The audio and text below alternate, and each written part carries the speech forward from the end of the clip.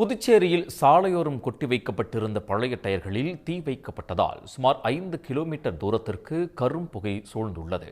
கூடுதல் விவரங்களை வழங்குவதற்காக செய்தியாளர் மகராஜ பாண்டி இணைகிறார். மகராஜ பாண்டி, விவரங்கள். கண்டிப்பாக.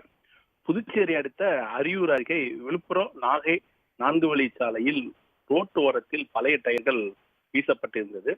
இந்த நிலையில் அப்பகுதியில் சென்ற மர்ம நபர்கள் அந்த பழைய டயர்களுக்கு தீ வைத்ததால் தீ மளமளவென பற்றி எரிந்து அப்பகுதி முழுவதும் புகை மூட்டமாக காட்சியளித்தது.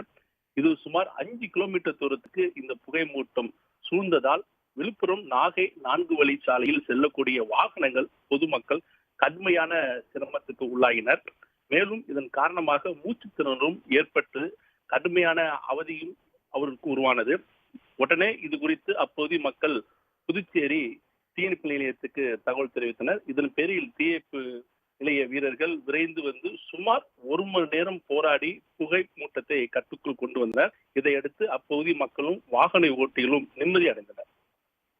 உடனுக்குடன் செய்திகளை தெரிந்து கொள்ள சன் நியூஸ் பெல் ஐகானை கிளிக் பண்ணுங்க.